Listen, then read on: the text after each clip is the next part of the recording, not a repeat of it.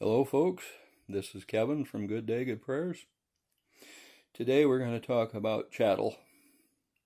That's a C-H-A-T-T-L-E, chattel. It stands for human cattle.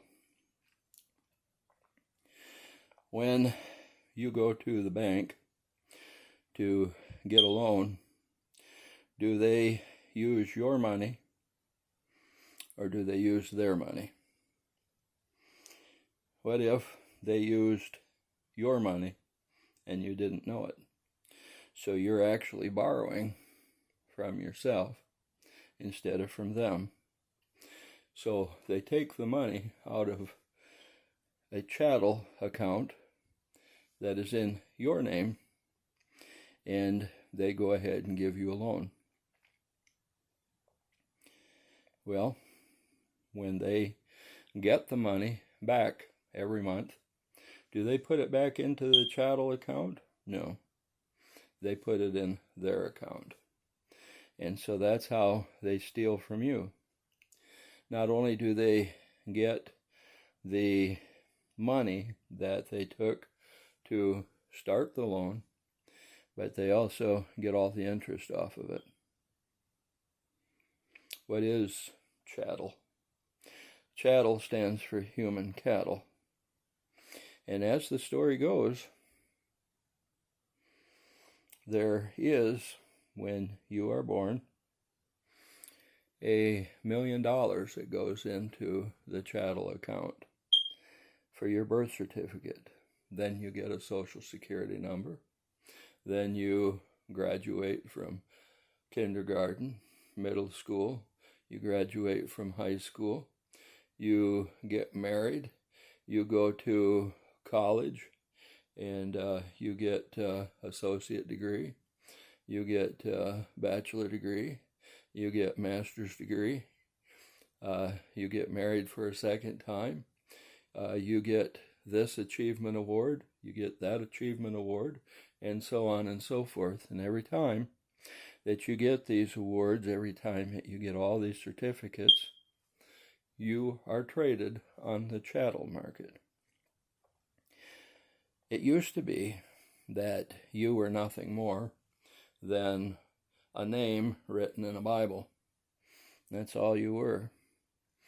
Joe and Donna so-and-so had a kid by the name of Jim, and that's who you are. Boom, Jim. And you are Jim then for the rest of your life. But all of a sudden, the chattel market was opened up, and they figured, we're going to put this in, we're going to put that in, all of these certificates, and this will all go into the account. And when it goes into the account, every time something goes in, that individual will be traded on the chattel market. Now, the chattel market is kind of like a stock. Your name on your different information is written in all capitals. And the reason for that is because you are a corporation. They take you from being just a human being to an incorporation. And once you are their corporation, then they're able to trade you on their private market. And these people, with all of this money, are trading you back and forth, back and forth. Now, one day your account is worth $1 million because that's what it's set up. The MIS bank gives the money into the account, and that's how it begins. And then it just grows from there. Every time it's traded, it goes up, up, up, up, up. Now, all of a sudden, your account is worth $2 million, $5 million, $10 million, $20 million, and so on. It's got your name on it, but it is controlled by somebody else. Isn't that interesting? Now, what would happen someday if a president who was privy to all this information said, we're going to return everything to the people? We're going to return the government to the people. we're going to return the wealth to the people. And what if this president in the process was talking about greatness, talking about making America great again, making the world great again? And what if part of the greatness was to return those chattel accounts to you? Would you vote for a president like that? I kind of wonder. Some of you hate the man so bad that you wouldn't vote, no matter what. And it doesn't matter that he used to be a hero to many, many people in this country. The only thing that matters is that he has an R behind his name, and therefore you hate him no matter what he does. If he were to return a $10 million account to you, put it in on your QFS card, you would still not like him. No matter what he did, you wouldn't like him. Because you are controlled by a demon. That's exactly what it is. That demon had to leave me one day, and that demon is going to have to leave you alone someday. Because of the fact, if he doesn't, it's going to be very difficult for you in the very near future. And look at what they've done to all of these poor, unfortunate people from South America, from Central America, from Asia, from Europe, from all of these different parts, the Middle East and so on. They have told all of these people, oh, come in this country illegally. We will support you and we will help you. Now all of a sudden, they lose control of being able to help those people, and those people are stuck here. There's going to come a day when, in order to be a part of the economy, you're going to have an identification card called a QFS card.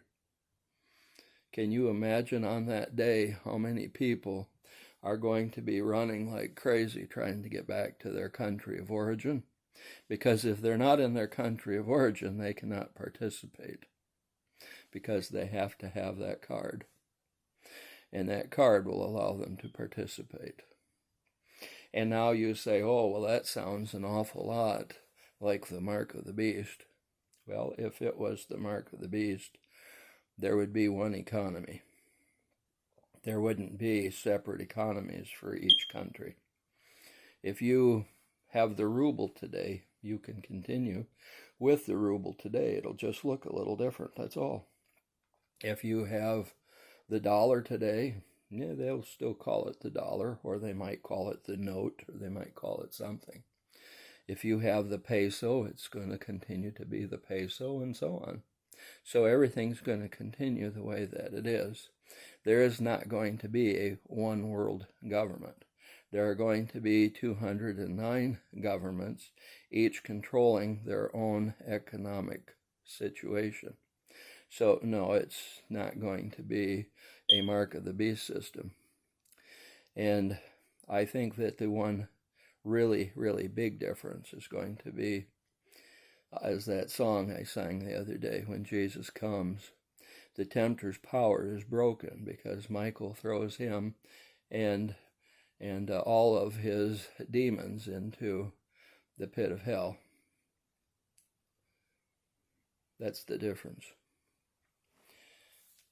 Please remember to give us a thumbs up, to subscribe to this channel, and also to our DSR Chats channel. And thank you for watching our videos, for supporting our channel and allowing us to get the information out to people who need to hear it. But most of all, we want you to know that we love you, and we want you to have a good day. With a good day comes good prayers. That helps to have a good day.